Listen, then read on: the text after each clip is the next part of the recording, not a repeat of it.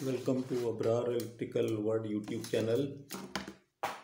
Busbar protection के सिलसिले में मैंने सीरीज शुरू कर दी है। काफ़ी डिमांड है और मैंने सबसे पहले एक वीडियो लेक्चर बना दिया था कि चेक जोन और मेन जोन क्या होता है। तो वो मैंने बिल्कुल सिंपल तरीके से बता दिया था, बजाय कि मैं डिटेल में जाता। लो इम्पीडेंस, हाई इम्पीडेंस सब में वो अप्लीकेबल है और वो मैंने अलग से बता दिया। और इसी तरह क्लासरूम इंटरेक्शन के थ्रू बताया। बनी बनाई ड्राइंग्स बहुत हैं, मैं हर दफ़ा रिपीट करता हूँ, लेकिन मैं प्रेफर करता हूँ कि मैं इसको वाइट बोर्ड पे आपके सामने चीज़ को डेवलप करूँ। अब ये इसी तरह ये वाली जो स्कीम है या लो इम्पीडेंस की बस बार प्रोटेक्शन है, इसको मैं इसी तरह से आपके सामने इसकी सारी कैरेक्टरिस्टिक को डेवलप करूँगा। अब इस बहस में मैं भी नहीं जा रहा कि ये लो बस बार क्यों और हाई बस बार क्यों। ये फिर आप अलग से नेट पे देखें, मुख्तलिफ उसमें व्यूज़ भी हैं लोगों के कि वो उसमें हाई इम्पीडेंस में एक डिस्टेंस ऐड हो जाता है उसके साथ सीरीज़ में, तो वो उसको हाई इम्पीडेंस का पाथ देता है रिले को, और इसमें नहीं इस्तेमाल होता है इसलिए लो होता है। कोई सीटी के पाथ की बात करता है, तो वो एक अलग है। मैं उसको जब किसी नतीजे पे गौर से पढ़ूंगा पहुंचूंगा तो मैं अलग से कोई छोटा सा चीज़ बना दूंगा। उस बहस में जाते हुए, बगैर ना जाते हुए, हम सीधे सीधे डिस्कस करते हैं कि लो इम्पीडेंस बस बार प्रोटेक्शन और हाई इम्पीडेंस बस बार। सबसे पहले मैं ले रहा हूँ लो इम्पीडेंस बस बार। वजह यह है कि लो इम्पीडेंस जो बस बार प्रोटेक्शन है वो असल में वही है जो कि आप समझें कि ट्रांसफार्मर डिफरेंशियल प्रोटेक्शन होता है। जो ट्रांसफार्मर डिफरेंशियल प्रोटेक्शन में आपने देखा कि एक कैरेक्टरिस्टिक होती है, और वो कैरेक्टरिस्टिक मैंने यहाँ लेफ्ट हैंड पे बनाई हुई है। वो शुरू में स्ट्रेट लाइन, ये क्यों होती है वो भी हम सब बस बार के हवाले से डिस्कस करेंगे। और उसके बाद एक ये इस तरह की लाइन जिसका एक फिक्स स्लोप होता है। स्लोप का मतलब होता है कि एक्स और वाई का रेशो, यानी वाई और x is equal to d y by d x, और वो बराबर होता है स्लोप के। ये स्लोप की डेफिनेशन है लीनियर इक्वेशन जिसको कहते हैं। लीनियर इक्वेशन का मतलब होता है equation of a straight line which is y is equal to m x. तो ये m जो है, ये हम जब डिफरेंशियल रिले की टर्म में बात करते हैं तो आप देखेंगे कि m की जगह k लिख देते हैं, k फैक्टर।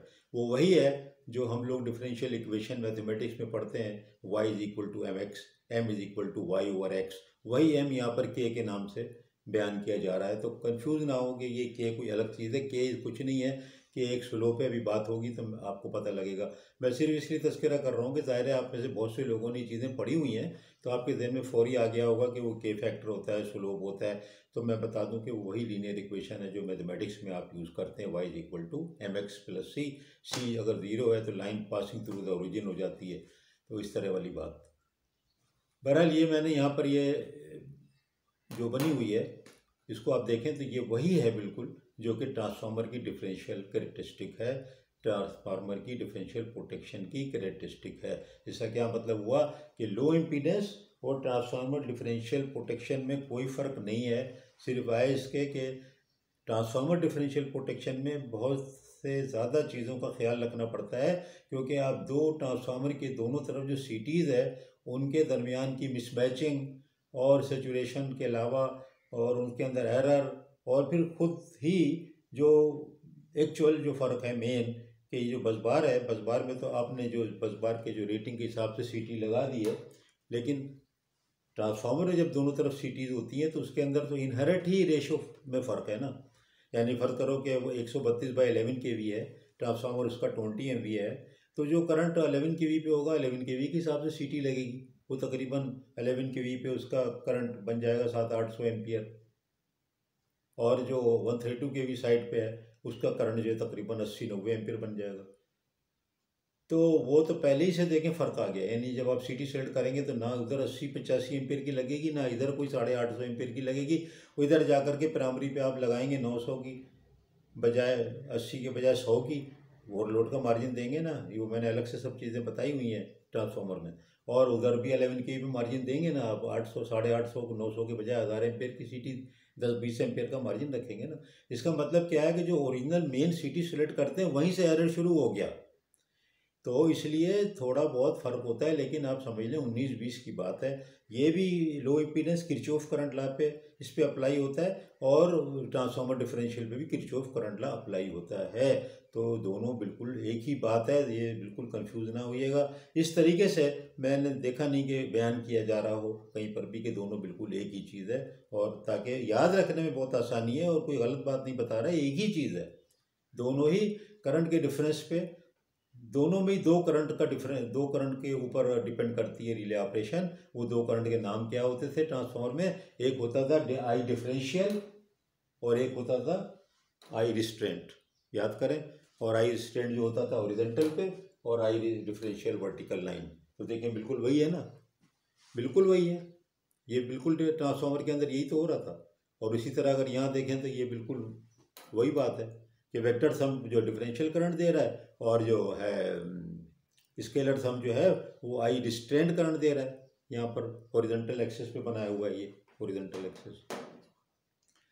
तो फिर मैं बार बार कह रहा हूँ, दोनों बिल्कुल एक चीज़ है। अगर ट्रांसफार्मर डिफरेंशियल अच्छी तरह से आता है, रटा हुआ है, समझा हुआ है, तो अगर कोई लो इम्पीडेंस पूछे तो वही वाला वेक्टर डायग्राम बना दें, वही वाली आप कर्व बना दें, वही कैरेक्टरिस्टिक बना दें, वो बिल्कुल उसके ऊपर अप्लाई करेगी। जहाँ थोड़ा बहुत कुछ कैरेक्टरिस्टिक की सेटिंग में फ़र्क आएगा तो वो यहाँ पर मैं बयान कर रहा हूँ। थोड़ा सेटिंग में फ़र्क होता है, मामूली सा फ़र्क है, वो भी कोई ज़रूरी नहीं है लेकिन होता है। तो वो मैं यहाँ पर बता दूंगा लो इम्पीडेंस में। इसलिए मैं लो इम्पीडेंस वाले को बिल्कुल अलग से और हाई को बिल्कुल अलग से कंसीडर करते हुए चलूँगा। उसके बाद फिर बाद में बाकी चीज़ें आएंगी कि किसमें सीटी सेम होनी चाहिए, क्या होना चाहिए, क्या डेडिकेटेड, वो एक अलग है कहानी। वो टेबल फॉर्म बना के मैं हो सकता है उसको वीडियो बना दूँ, लेकिन समझने के लिए ये इंटरेक्टिव अप्रोच है। अब आप देखें कि ये जो हमारे पास यहाँ बस बार बना हुआ है, ये अब इसमें मैं बिल्कुल सिंपल बस बार ले रहा हूँ ना, मैं 2-4-6 सर्किट में इन्वॉल्व नहीं कर रहा आपको, क्योंकि बात वही रहेगी, प्रिंसिपल वही रहेगा, चाहे आप 4 सर्किट बना लें, चाहे आप सिर्फ 2 से बात को समझ लें। अब देखें यहाँ पर ये 10 एम्पियर है, और ये 10 एम्पियर बस बार को गया और 10 एम्पियर बस बार से बाहर गया। वेक्टर सम क्या हुआ? 10 प्लस माइनस 10 या 0, क्योंकि जितना करंट गया उस नोड पे उतना ही करंट बाहर चला गया। ये किरचॉफ करंट लॉ है, करंट इनपुट बराबर current output, current in is equal to current out. तो वेक्टर सम हुआ ना ये, वरना तो इक्वेशन के दोनों तरफ लिखेंगे ना, I1 is equal to I2। उसी को जब वेक्टर में लिखेंगे तो प्लस करके लिख दिया, माइनस साइन अंदर लगा दिया। असल में तो ये वही है ना, I1 is equal to I2। तो मैं चाहता तो लिख देता I1 I2, लेकिन चूंकि समझाया जा रहा है यहाँ पर, मामले को मुश्किल बनाया जा रहा है बच्चों के लिए, तो फिर वो वेक्टर सम करके ऐसे लिख दिया। वरना है तो यही चीज़, इधर को इसको इधर करेंगे तो ये 0 हो जाएगा अगर बराबर है। अब ये जो चीज़ है, जब नॉर्मल सिस्टम है तो भी बराबर है, लेकिन एक और कंडीशन है उसमें भी बराबर है, फॉल्ट की कंडीशन है। वो फॉल्ट की कंडीशन क्या है? वो फॉल्ट की कंडीशन ये है कि एक्सटर्नल फॉल्ट, यानी बस बार पे फॉल्ट नहीं है, बाहर कहीं है, जो लाइन आ रही है जा रही है वहाँ है, जो ट्रांसफार्मर है उसके ऊपर है। और उसको एक्सटर्नल फॉल्ट को थ्रू फॉल्ट भी कहते हैं। क्या कहते हैं? Through fault, through fault current, उसमें जो करंट फ्लो होता है वो इसी बस बार के थ्रू जाएगा। अब फर्ज करो कि आपके पास फॉल्ट जो था वो यहाँ पर फॉल्ट आ गया, अब ये बाहर है ना, क्योंकि सीटी तो यहाँ लगी हुई है, और यहाँ पे आपका ये ग्रिड स्टेशन जो है ये ख़त्म हो गया। अब ये लाइन चली, अब इस लाइन के ऊपर ये फॉल्ट आ गया, तो ये फॉल्ट का मैग्नीट्यूड बढ़ गया, इस फॉल्ट का मैग्नीट्यूड बढ़ गया। फर्ज करो ये 1000 एम्पियर हो गया, लेकिन ये 1000 एम्पियर कहाँ से आएगा? यहीं से तो आएगा ना। इसका मतलब है ये भी 1000 हो गया, ये भी 1000 हो गया। तो फॉल्ट के केस में भी रिले को ऑपरेट नहीं होना है। आई डिफरेंशियल फिर वही 0 हो गया, आई डिफरेंशियल फिर वही 0 हो गया। और ये 1000 हो गया और ये 1000 हो गया। इसका मतलब है कि वेक्टर सम तो 0 हो गया, और रिस्ट्रेनिंग देखो बढ़ गया। रिस्ट्रेनिंग क्या हो गया? 1000 प्लस 1000 2000 एम्पियर हो जाएगा, 1000 प्लस 1000। ये मैं प्राइमरी टर्म में बात कर रहा हूँ, सिटी सेकेंडरी में आ जाएंगे तो फिर वो ये छोटे छोटे यूनिट हो जाएंगे, 1 एम्पियर, 2 एम्पियर, 5 एम्पियर, 10 एम्पियर, ठीक है ना। हम तो बात कर रहे हैं बिल्कुल प्राइमरी में, कंसेप्ट डेवलप कर रहे हैं आपको। जब इसको सीटी लगा दोगे यहाँ पर 100/1 की, तो ये जाहिर है यहाँ पर 10 एम्पियर रह जाएगा, और जो 10 एम्पियर था वो 1 एम्पियर हो जाएगा। वो तो आप इतनी बात तो समझते होंगे, क्योंकि ये इतना बड़ा टॉपिक सुन रहे हैं, पढ़ रहे हैं, तो वो इतना नॉलेज तो होगा। तो मैं प्राइमरी में बात कर रहा हूँ, तो मैं इसलिए इसको इस तरह कर रहा हूँ। 10/1 या 100/1 लिख दूँ तो ये करंट 0.1 हो जाएंगे, और ये 1000 एम्पियर जो था वो 10 एम्पियर हो जाएगा। बहरहाल यहाँ पर समझने की बात ये है कि जितना करंट आ रहा है उतना ही जा रहा है, चाहे फॉल्ट हो और या फॉल्ट बस बार के सीटीज के बाहर हो, जहाँ सीटी लगी है ना फिजिकल, उसके बाहर अगर आप फॉल्ट आएगा, वो आपको बाजार तो लगेगा कि ग्रिड स्टेशन के अंदर है ना, आप तो जाएंगे यार्ड में तो अंदर ही तो हुआ फिजिकली। इलेक्ट्रिकली अंदर होना और फिजिकली अंदर होने में फ़र्क है। इलेक्ट्रिकली अंदर होने की बात यह है कि उस करंट ट्रांसफार्मर की जो फिजिकल लोकेशन है वहाँ से अंदर और बाहर का तयन होता है। जहाँ पर सीटी लगी है ना, अगर ये सीटी लगी हुई है तो अगर इधर की तरफ ये बस बार है तो यहाँ जहाँ मैं हूँ तो ये फिर सीटी यहाँ पर अगर ऐसे नज़र आ रही है तो ये फिर आपका जो एरिया है इधर अंदर वाला ये है बस बार जोन, और जो रीला के बाहर की तरफ का ये जो एरिया इधर है जहाँ टावर लगा है और भी कनेक्शन भी लगे हैं, यहाँ वेव ट्रैप लगा है और भी चीज़ें लगी हैं, यहाँ पर पीटी लगी हुई है, यहाँ पर ब्रेकर भी लगा हुआ है, तो ये सारी चीज़ें जो है ये बाहर हो गई, ये सारी चीज़ें बाहर हो गई, ये बस बार जोन में नहीं है। तो आप जब कभी जाएं तो देखें तो आपको कंफ्यूज कर दे कोई इंटरव्यू में कि यार हो, तो आप यार्ड में जाएं तो वो बस बार में तो सारी बस बार नज़र आती है और बात भी इसी तरह कर रहे होते हैं, यार ये बस बार का ये टर्मिनल यहाँ से गर्म हो रहा है, इसी तरह बात कर रहे होते हैं ना। यानी ये बाहर बाहर गए वहाँ पर एक नज़र आ रहा है तार, तो आप कहेंगे कि यार ये तो गर्म हो रहा है, हॉट हो रहा है। तो बात यह है कि ये सारी चीज़ें बाहर और अंदर सीटी के फिजिकल लोकेशन के हिसाब से तय होती हैं। जहाँ पर ये सीटी है इसके इधर जो तार जा रहा होगा ये जो है ये बस बार की तरफ हो गया, और इधर जो ये तार जा रहा है ये तार जो था ये आपका इधर वाला ये हो गया आउटर एक्सटर्नल थ्रू फॉल्ट का केस हो गया। अब बताना क्या है यहाँ पर, बताना ये है कि देखिए वही चीज़ उस ट्रांसफार्मर में भी थी, उसमें भी एक्सटर्नल फॉल्ट पे थ्रू फॉल्ट पे ऑपरेट नहीं होना था, तो क्या कर रहे थे, ये होता है मसला कि जिस वक्त के करंट 10 से 1000 हो गया, अब सीटी है 100/1 की या 500/1 की जो भी है, तो सीटी पे करंट भी तो 10 से जब भी 1000 हुआ तो यानी कि 100 गुना हो गया ना। अब 10 एम्पियर से 100 गुना हो गया, या अगर वहाँ पहले 100 एम्पियर था 10 गुना हो गया। हम उसको अज्यूम कर लेते हैं कि ये 100 यहाँ पर 100 एम्पियर था, 100 एम्पियर यहाँ पे भी 100 एम्पियर, तो ये जो डिफरेंशियल करंट है ये 100 - 100 फिर भी 0 रहा, और ये जो था यहाँ पर ये फॉल्ट करंट जो था ये 1000 + 1000 ये हो गया = 20 kilo ampere, 2 kilo ampere 2 kilo ampere 2 kilo ampere हो गया, 2000 एम्पियर हो गया। तो अब ये हो सकता है जब सीटी पे 10 टाइम करंट आ गया, तो एक चीज़ आपने सीटी में पढ़ी है सैचुरेशन फैक्टर। सैचुरेशन फैक्टर किस तरह लिखते हैं आपको पता है, 5p20, 5% एरर है, 20 उसका सैचुरेशन फैक्टर है, 20 टाइम पे सीटी से सैचुरेट हो जाएगी ना। तो अगर फ़र्क करो कि कोई ऐसी कंडीशन आती है कि सीटी सैचुरेट होना शुरू हो, तो पहले से हो जाती है थोड़ी थोड़ी थोड़ी थोड़ी, और वो 20 पे तो बिल्कुल सैचुरेट हो जाएगी। अब फ़र्क करो कि सीटी जो है 5p10 की है तो 10 टाइम पे सैचुरेट हो जाएगी, तो हम अज्यूम करते हैं कि उसके वो फिर एक सीटी कोई सैचुरेट हो जाती है किसी वजह से। ये करंट 1000 एम्पियर नहीं है, ये करंट जो है 3000 एम्पियर है, ये करंट 10,000 एम्पियर है। तो फिर इसका मतलब हो गया कि वो जो है सीटी सैचुरेट कोई एक अगर हो गई तो क्या होगा कि वो उस सीटी का करंट कम हो जाएगा, वो तो बिहेव नहीं करेगी प्रॉपर, वो मज़ीद करंट बढ़ाना बंद कर देती है, तो जो सीटी सैचुरेट होती है उसका करंट कम हो जाता है। इसका मतलब है कि अगर एक सीटी का करंट कम हो जाएगा ड्यू टू सैचुरेशन, तो फिर वेक्टर सम जो था वो ज़ीरो नहीं रहेगा, वेक्टर सम ज़ीरो नहीं रहेगा। यहाँ 1000 की जगह दूसरी 800 दे रही है, और जो सैचुरेट नहीं हुई वो 1000 एम्पियर दे रही है, तो 200 एम्पियर का फ़र्क आ गया। प्राइमरी टर्म में बात कर रहे हैं, सेकेंडरी पे करेंगे तो वो 1 या 2 एम्पियर रह जाएगा। इस बात को ध्यान में रखें कि मैं बात कर रहा हूँ प्राइमरी में।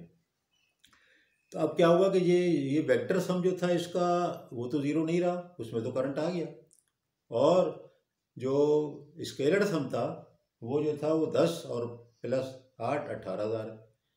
तो इसका क्या मतलब हो गया कि ये जब 18,000 है या 1800 है, तो इसका ये मतलब हो गया कि रिस्ट्रेनिंग करंट जो था वो थोड़ा कम तो हुआ, लेकिन जो था वो उसमें एक डिफरेंशियल करंट भी आ चुका है, इससे भी बचना है।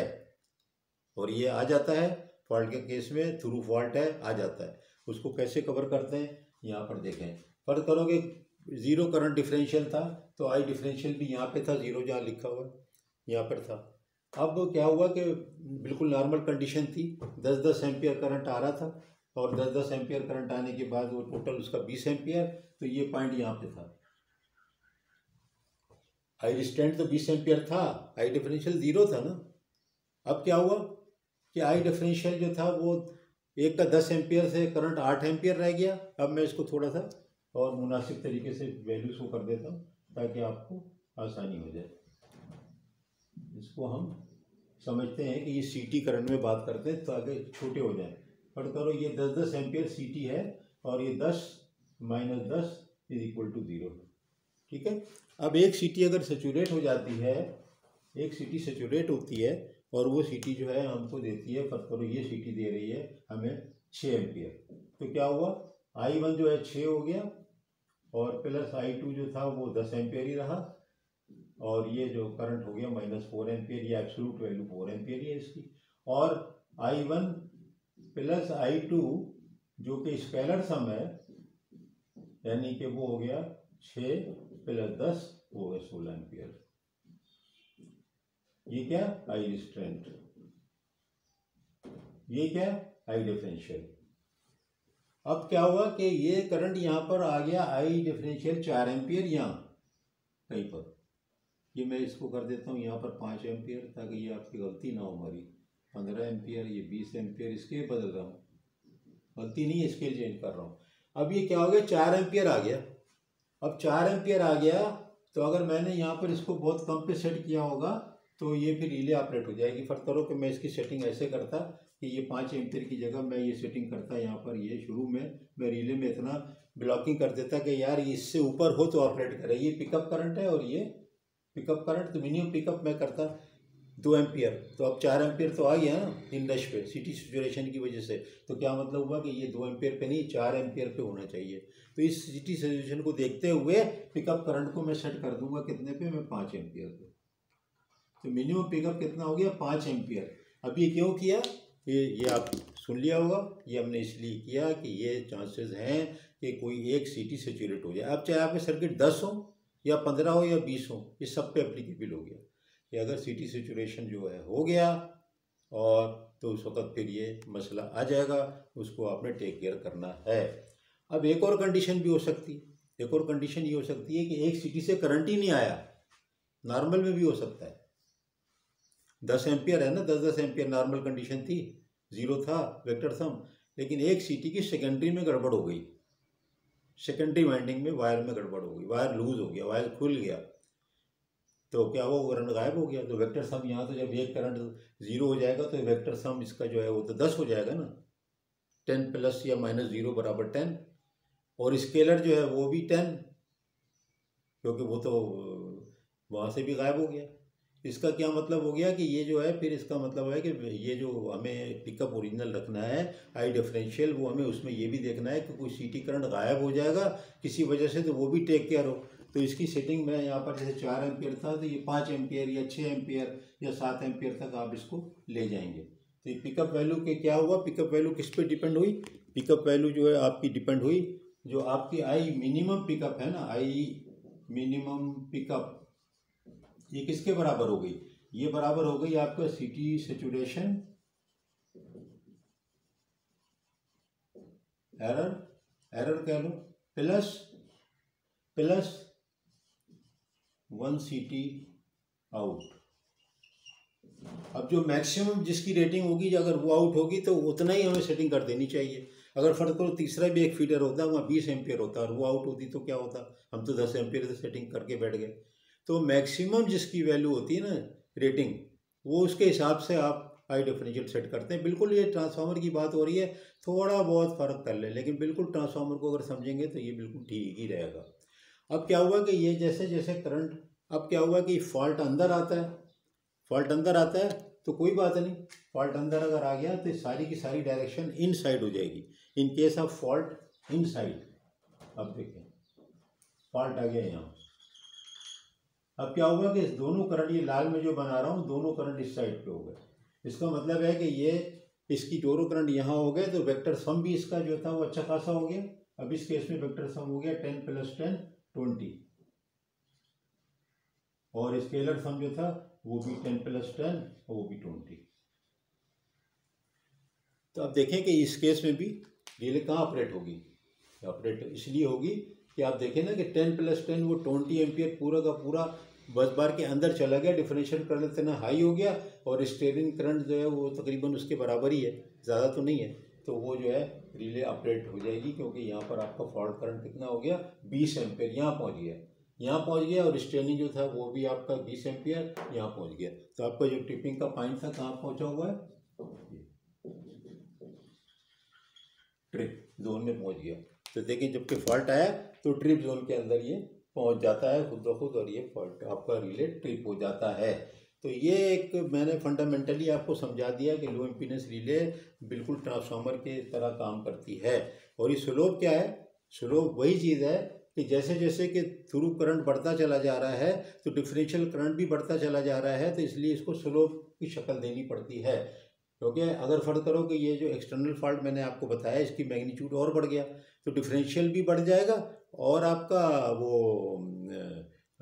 स्केलर भी बढ़ जाएगा। इसका मतलब है जैसे जैसे आई डिफरेंशियल बढ़े ऐसे ऐसे आई रिस्ट्रेंट को भी बढ़ना है ताकि जो दोनों में एक बैलेंस है, रिस्ट्रेनिंग फोर्स अच्छी खासी हो और काफ़ी डिफरेंशियल करंट चाहिए हो जो कि रिले को ट्रिप कर सके। तो इसको कहते हैं स्लोप। इसी का नाम जो था इसमें के कहते हैं कि k is equal to y over x है।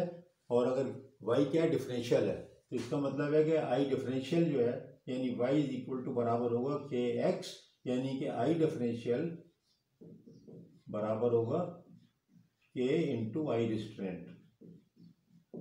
देखिए मैंने यहीं पर फार्मूला टाइप कर दिया है के का। तो ये के की सेटिंग अगर आपके पास रिले में सिलेक्शन होगा, चाहे न्यूमेरिकल हो या पुरानी वाली हो, तो उसके अंदर सिलेक्शन होगा कि के कितना रखना है। अब के को जितना आप ज़्यादा करेंगे ये ऐसे ऊपर चला जाएगा। देखिए ना, के इज इक्वल है वाई ओवर एक्स ना, तो वाई की वैल्यू बढ़ाओगे के की वैल्यू, तो वाई की वैल्यू बढ़ाओगे तो के की बढ़ेगी ना। इसका मतलब है ये इस तरह हो जाएगा, ये इस तरह हो जाएगा। तो इसका मतलब ये हुआ कि ये जो जहाँ पर कि 20-20 मैंने केस लिया दोनों बराबर हैं, इसी को कहते हैं फॉल्ट लाइन। ये फॉल्ट लाइन होती है, इसका एंगल जो बनता है यहाँ से जब दोनों बराबर हैं तो ये एंगल बनता है के इज इक्वल टू 1। इसको ही कहते हैं fault line. When k is equal to 1 यानी कि I differential is equal to I restrain, ठीक है। तो के बराबर हो गया y over x, I differential divided by I restrain is equal to 1। और अगर ये स्लोप जो होता है ना, स्लोप हमेशा टेंजेंट होता है, टेंजेंट ऑफ थीटा। तो ये टेंजेंट 45 यानी इक्वल टू 1। तो आप याद करें ट्रिग्नोमेट्री, डरे मत ट्रिग्नोमेट्री से। जब भी ऐसे कोई सूरत हाल होगी ये 45 डिग्री होगा तो ये 1 होगा, ये 1 होगा, ये √2 होगा। तो टेंजेंट 45 जो होता है वो 1 होता है। तो ये देखें ना स्ट्रेट लाइन बन गई और ये 20 जो है ये यहाँ पर ये और ये बराबर है।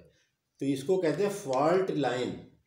ये जो लाल लाइन बन गई ना जहाँ पर कि जीरो सब चीज़ बराबर है, इसको क्या कह रहे हैं, फॉल्ट लाइन। तो ये सब चीज़ें मैं इंटरेक्टिवली इसलिए बनाता हूँ कि भाई ये मैं तब स्क्रीन पे बना लूँगा मेहनत करके, तो मैं कहीं और से उठा के नहीं पेश करना चाह रहा, तो वो लेकिन बहुत टाइम ज़ाया होता है। और फिर इंटरेक्टिव में जो है ना वो मैं ये समझता हूँ कि ज़्यादा समझ में आता है, क्योंकि मैं उसको बार बार रिपीट कर रहा हूँ। तो उसमें तो इतना रिपीटिशन नहीं होता, स्लाइड आगे चली जाती है, पीछे चली जाती है, डायग्राम आगे पीछे होती रहती है। ये इसमें ही होता है कि पूरी आपके सामने मैंने डेवलप की है, इसको सम अप कर लेते हैं। सम अप ये है कि लो स्पीड लो इम्पीडेंस डिफरेंशियल रिले असल में किरचॉफ करंट लॉ के तहत काम करती है। It is exactly similar as a transformer differential protection, यानी वेक्टर सम करंट का जो है वो ज़ीरो होना चाहिए, in is equal to out होना चाहिए। इसके अंदर दो पिकअप जो है इसका ऑपरेशन दो क्वांटिटी पे डिपेंड करता है, I differential, I restraint. I differential difference of current है, आई रिस्ट्रेंट का मतलब ये है कि जैसे जैसे फॉल्ट करंट बढ़ता जाए वैसे वैसे एरर बढ़ता जाता है। इसका मतलब है कि थ्रू फॉल्ट करंट अगर बढ़ता चला जा रहा है तो आई डिफरेंशियल को भी बढ़ना चाहिए और उसकी वजह से स्लोप का कंसेप्ट आता है। जैसे जैसे आई डिफरेंशियल बढ़ रहा है, जैसे जैसे आई डिफरेंशियल बढ़ रहा है ऐसे ऐसे ये लाइन जो है ये इसका डिफरेंशियल करंट भी बढ़ रहा है। ये ऊपर का हिस्सा जो है ट्रिपिंग जोन है, नीचे का हिस्सा जो है ब्लॉकिंग जोन है। तो इसको अगर यहाँ से ये चीज़ें साफ़ कर दें तो ये दोबारा आपको साफ साफ नज़र आने लगेगा। ये देखते हैं, ये जो चीज़ है ये लाल वाली ये फॉल्ट लाइन कहलाती है, नीचे वाला ब्लॉकिंग है। तो ये जो सेटिंग है जो ब्लू है ये सेटिंग है, आप यहाँ पे भी कर सकते हैं। अब ये हो सकता है के इज इक्वल टू एक आपके पास सेटिंग अवेलेबल हो 0.6, वो यहाँ पर आ जाएगी। एक और भी हो सकती है, आप कह रहे हैं नहीं यार ये तो रिले ऑपरेट हो गई थी, एरर ज़्यादा आ रहा है, तो आप ऐसा कर देंगे इसको, ये बात हो रही है नीचे नीचे, उसके ऊपर तो हो ही जाएगा। आप कह रहे हैं नहीं यार ऐसा करो, इसको जाके 0.7 कर दो। अब ये k इज इक्वल टू 1 है, तो ये तो फॉल्टी हो गया, ये तो बिल्कुल ऑपरेट होगी इसके बाद और इस पर। इसके नीचे नीचे k की वैल्यू आप सेट करते जाते हैं। ये k इज इक्वल टू यहाँ पर अगर आपको बिल्कुल समझ रहे हैं कि कोई एरर नहीं है, तो ये k इज इक्वल टू यहाँ पर ये अगर 0.6 है, इसको k इज इक्वल टू 0.5 कर लें। तो इस तरह ही k की वैल्यू आप सेलेक्ट कर रहे हैं, इसके अंदर रिले के अंदर प्रोविजन है। तो ये लो इम्पीडेंस का कंसेप्ट हो गया। मेरा ख्याल है मैंने बहुत कोशिश की है कि बहुत आसान और अच्छे तरीके से आपको समझा दूं। याद रखें, it is just like the transformer differential protection merge price system के तहत जो आप 7th या 8th सेमेस्टर से पढ़ते चले आ रहे हैं। बहुत बहुत शुक्रिया। अगर मुनासिब लगे तो भाई शेयर कर दें दूसरों के लिए, मेरे लिए नहीं, मुझे कोई फ़ायदा नहीं है इसका। मेरा सिर्फ फ़ायदा ये है कि मैं मुतमईन रहता हूँ, सेटिस्फाई रहता हूँ कि मैं जो कुछ मुझे मालूम है वो थोड़ा बहुत गलत सही हो तो माफ़ कीजिएगा, एरर अगर हो मेरी तरफ से हो जाता है बोलने में। और ज़रूरी नहीं है कि मैं सारी चीज़ बिल्कुल 100% सही समझ रहा हूँ, तो मैं तो कोई इतना काबिल तो हूँ नहीं। तो इंशाल्लाह